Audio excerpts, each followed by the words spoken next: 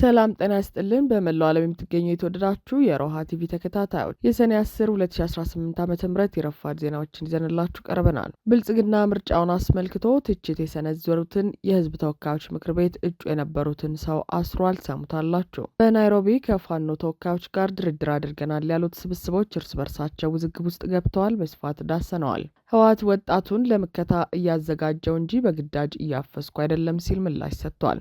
በተመሳሳይ ኤርትራም ብሔራዊ አገልግሎትን በሚመለከት ለተነሳባት ክስ ምላሽ ሰጥታለች። ትራምፕ ከኢራን ጋር የተስማሙባቸውን ነጥቦች ከአርብ በፊት ይፋ ሊያደርጉ ይችላሉ ተብሏል። አድማጭ ተመልካቾቻችን አብራችሁ ልትቆዩ ከፈቀዳችሁ እነዚህ መረጃዎች በዝርዝር የምናሰማችሁ ይሆናል። የሮሃ ቲቪ ወቅታዊና ሀቀኛ መረጃዎች እንዲደርሷችሁ ቻናሉን ሰብስክራይብ፣ ላይክ እና ሼር በማድረግ አሁኑኑ ቤተሰብ ይሁኑ።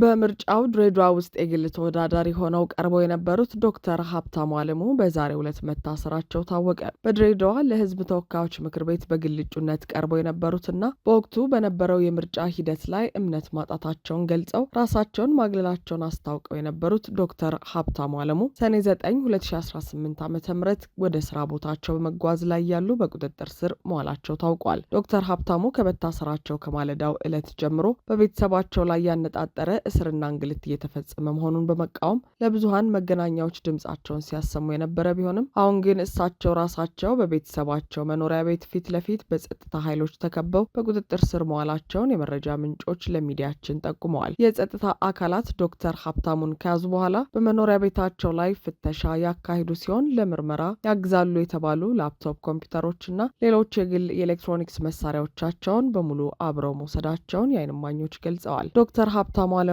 ከመታሰራቸው ጥቂት ሰዓታት ቀደም ብሎ ለሚዲያዎች በላኩት እና አሁን ላይ ይፋ በሆነው አስቸኳይ መልእክት ታላቅ ወንድማቸውና የሁለት ልጆች አባት የሆነው አቶ አሰግድ አለሙ ሰኞ ጠዋት ከስራ ቦታው በስልክ ተጠርቶ በቁጥጥር ስር መዋሉን በዝርዝር አስረድተው ነበር። ለዶክተር ሀብታሙ ገለጻ ወንድማቸው ምንም አይነት ህገወጥ ድርጊት ሳይፈጽም በድሬዳዋ ፖሊስ የታሰረ ሲሆን መኖሪያ ቤቱም ያለምንም ተጨባጭ ማስረጃ እንዳሸባሪ መበርበሩን ገልጸዋል። ፖሊሱ አቶ አሰግድም በቁጥጥር ስር ውለው እየጠየቀ ያለው መንግስትን የሚቃወም ፖለቲከኛ ወንድም አለህ ወይ በሚል መነሻ እንደሆነ የጠቀሱት ዶክተር ሀብታሙ ይህ እርምጃ በእርሳቸው የፖለቲካ አቋምና ቀደም ሲል በነበራቸው የምርጫ ተሳትፎ ምክንያት ቤተሰባቸውን ለቂም በቀል ፍርሃት ለመንዛትና ኃይልን ለማሳየት የታለመ ነው ሲሉ በጽኑ አውግዘዋል። ይህ በእንዲህ እንዳለ የዶክተር ሀብታሙ አለሙ መታሰር ቀደም ሲል በድሬዳዋ ከተማ ከነበረው ውጥረት የነገሰበት የፖለቲካ ምህዳር ጋር የተያያዘ መሆኑን የቅርብ ታዛቢዎች ይናገራሉ። ዶክተር ሀብታሙ በወቅቱ በግል እጩነት በነበሩበት ወቅት የድሬዳዋ የጸጥታና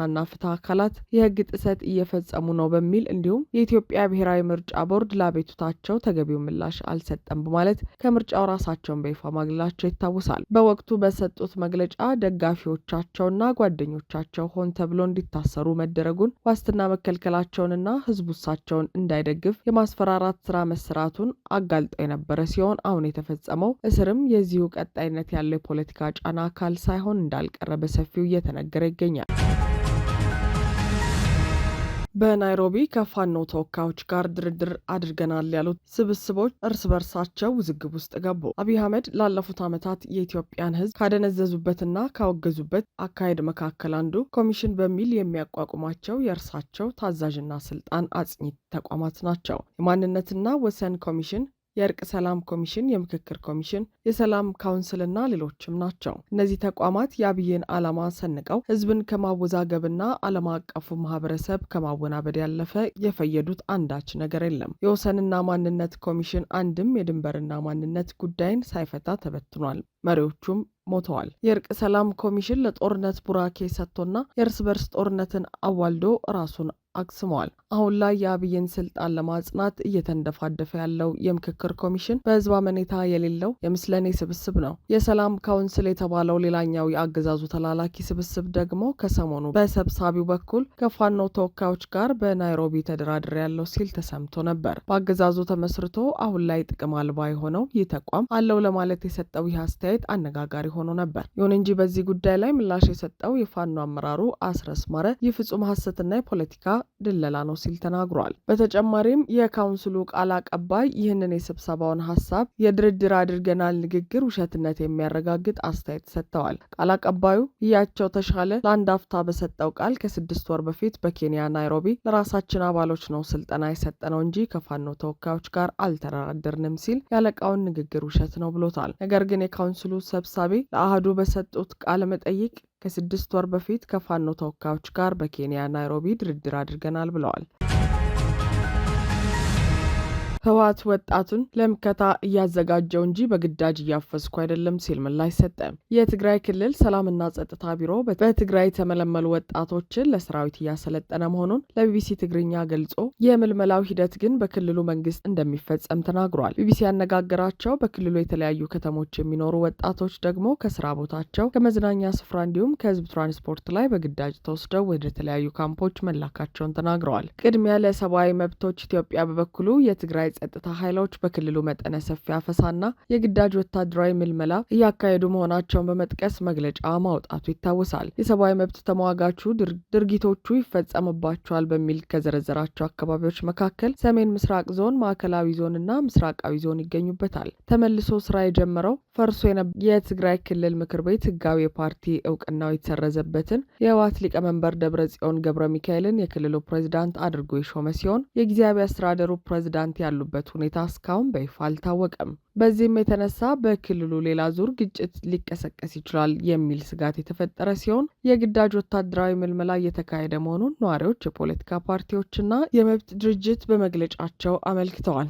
በተጨማሪም በደብረ ጽዮን የሚመራው የክልሉ መንግስት በቅርቡ ይፋ ያደረገው ረቂቅ ህግ ዕድሜያቸውና ጤና ሁኔታቸው የሚፈቅድላቸው ማንኛውም የትግራይ ተወላጆች ክልሉ መንግስት የሚያቀርበውን የክተት ጥሪ ተቀብሎ የመሳተፍ ብሔራዊ ግዴታ እንዳለባቸው ይደነግጋል። ቢቢሲ ትግርኛ በታጣቂዎች በአስገዳጅነት ለውትድርና የታፈሱ ሰዎችን ከወታደራዊ ማሰልጠኛ ያመለጡ ወጣቶችንና ቤተሰባቸውን አነጋግሯል። በአድዋ ከተማ የሚኖረው የአንዲት ልጅ አባት የሆነው ተስፋዬ ገብረ እግዚአብሔር በማዕከላዊ ዞን በሚገኘው አሐሳአ ወረዳ ልዩ ስሙ አዲፍታው በሚባል ቀበሌ በባህላዊ መንገድ ወርቅ በማውጣት ይተዳደራል። በዚህ በወርቅ ማውጫ አካባቢ የተሰማሩ ወጣቶች ቀን ላይ ወርቅ ሲያወጡ ይውሉና ሌሊቱን በዚያው አካባቢ ትንሽ ድንኳን ዘርግተው ያድራሉ። ግንቦት 13 2018 ዓ.ም ከማለዳው 11 ሰዓት ተኩል ወደ ስራቸው ለመሄድ ከእንቅልፋቸው ሲነሱ ዙሪያቸውን በታጣቂዎችና በፖሊሶች ተከቦ 180 ወጣቶች አዲፍታ ወደሚባል ትምህርት ቤት ተወስደው በአንድ ክፍል ቤት ተቆልፎባቸው አደሩ። ለደህንነቱ በመስጋት ስሙ እንዳይገለጽ የጠየቀውና ከታፈሱት ወጣቶች መካከል አንዱ በማግስቱ ግንቦት 14 2018 ዓ.ም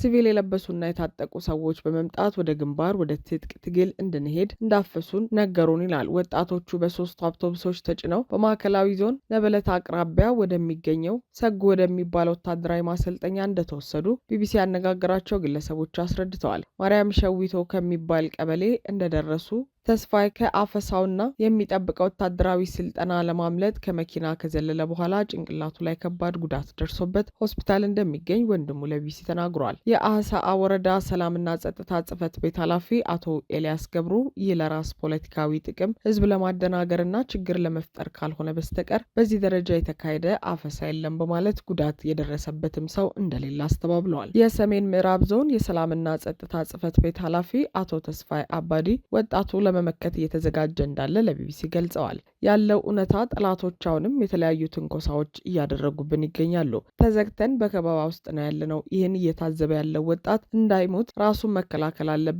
ለመመከት ራሱን የማዘጋጀትና የመከላከል ስራ እየሰራ ይገኛል። በግድ ታፈኑ የሚል ወሬ ግን ታፈኑ የሚል ወሬ ግን ሴራ ነው የሚል ምላሽ ሰጥተዋል። የአድዋ ከተማ ሰላምና ጸጥታ ጽሕፈት ቤት ኃላፊ አቶ ተስፋዬ ገብረ ሐዋርያ በመላው ትግራይ በሌሎች አካባቢዎች እንዳለው እንቅስቃሴ ሁሉ በከተማዋም በግድ የማፈስ ሳይሆን የማሰለፍ ፕሮግራም እንዳለ ለቢቢሲ ተናግረዋል። አፈሳና ማሰለፍ ይለያያሉ ያሉት ኃላፊው እንደ ተጋሩ አሁን በከባድ አደጋ ላይ እንገኛለን። መሬታችን ተወሯል። ሉዓላዊ ግዛታችን አልተመለሰም። ተፈናቃዮችም የረሃብና ሞት ሰለባ ሆነዋል። ስለዚህ እኛ ሉዓላዊነታችንን ማስከበር አለብን። የአካባቢውን ጸጥታ ለመጠበቅ ወጣቱን አሳምነን እናስገባዋለን። ወደ ሰራዊት የሚገባ ከሆነ ወታደራዊ ስልጠና የሚያስፈልገው ከሆነ ሊወስድ ይችላል ብለዋል። የትግራይ ሰላምና ጸጥታ ቢሮ በትግራይ ተመልምለው ለወጡ ወጣቶች ወታደራዊ ስልጠና እየሰጠ እንዳለና የምልመላው ሂደት ግን በትግራይ መንግስት እንደሚፈጸም ለቢቢሲ ትግርኛ ተናግሯል። በጉዳዩ ላይ ምላሽ እንዲሰጡ የትግራይ ሰላምና ጸጥታ ቢሮ ኃላፊ ጀኔራል ፍስሐ ኪዳኑ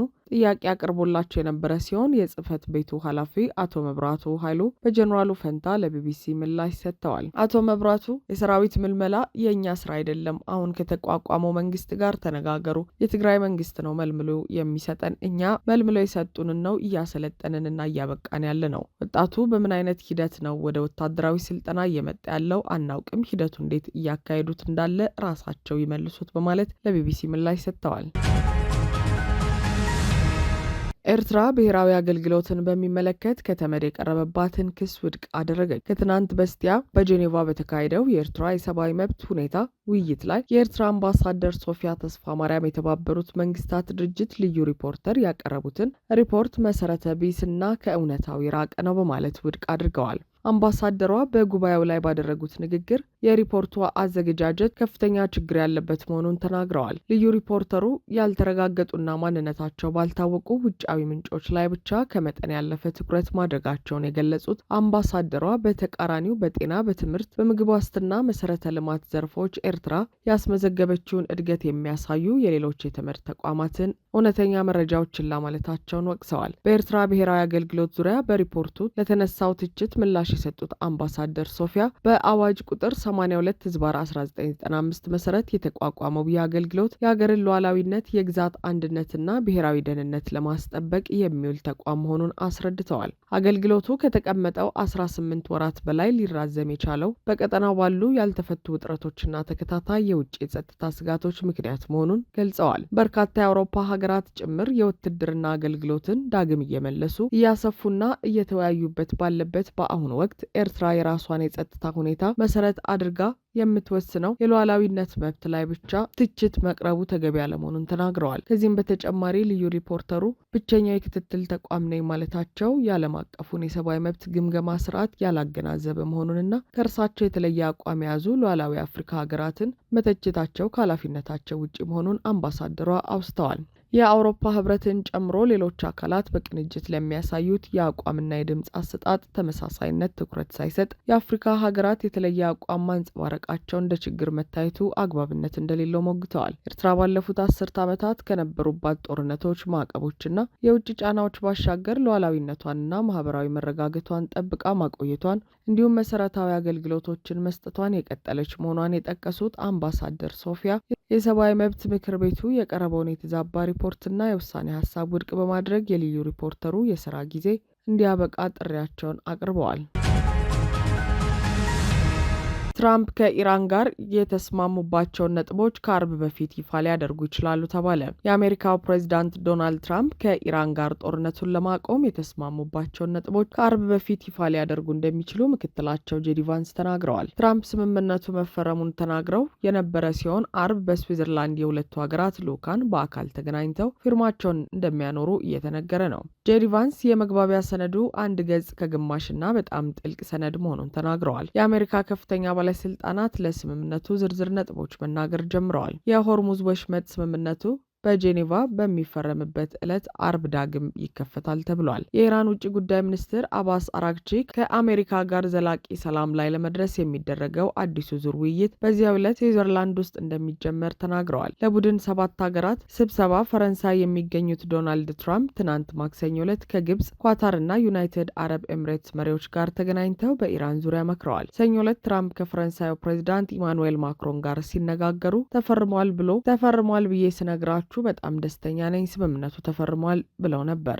የአሜሪካ ከፍተኛ ባለስልጣናት ስምምነቱ የትራምፕ የምክትላቸው ቫንስና የኢራን የፓርላማ አፈ ጉባኤ ሞሐመድ ባጋር ጋሊባፍ ኤሌክትሮኒክስ ፊርማ ተቀምጦበታል ብለዋል። በዚህ ሳምንት የስምምነቱ ዝርዝር ነጥቦች ላይ እንዲሁም በኢራን ኒውክሌር ፕሮግራም ላይ መነጋገር ይጀምራል ተብሏል። ኢራን ላይ የተጣሉትን ማዕቀቦች ለማንሳት ወይም እንዳይንቀሳቀሱ የተደረጉ ሀብቶቿን ለመልቀቅ ኢራን ለስምምነቱ ያላት ቁርጠኝነት ወሳኝ መሆኑ ተገልጿል። ቫንስ ለኤንቢሲ እንደተናገሩት በስምምነቱ መሰረት የኒውክሌር ተቆጣጣሪ ወደ ኢራን መግባት አለበት ብለዋል። የስምምነቱ አንኳር ነጥቦች ከሆኑት መካከል አንዱ የዓለም አቀፍ የአቶሚክ ኤነርጂ ኤጀንሲና ዩናይትድ ስቴትስ በከፍተኛ ሁኔታ ተብላልቶ የተቀመጠውን ዩራኒየም እንድታስወግድ እንደሚደግፉ በግልጽ ተቀምጠዋል። ትራምፕ የስምምነቱ ዝርዝር ነጥቦች አርብ ዕለት ከተፈረሙ በኋላ ይፋ ይሆናሉ ብለው የነበረ ቢሆንም ቫንስ ግን ከፎክስ ኒውስ ጋር በነበራቸው ቃለ ምልልስ ከዚያ በፊት ይፋ ሊሆን እንደሚችል ተናግረዋል። ቫንስ ከሲኤንኤን ጋር በነበራቸው ቆይታም ሰነዱ ጥቅል መሆኑንና በርካታ ዝርዝር ጉዳዮች ወደፊት በሚደረጉ ንግግሮች መግባባት ላይ ሊደረስባቸው ይገባል ብለዋል። አድማጭ ተመልካቾቻችን የሰዓቱ የሮሃ ቲቪ ዜናዎች የተከታተላችኋቸውን ይመስሉ ነበር። አብራችሁን ስለነበራችሁ ከልብ እናመሰግናለን። ሰላም።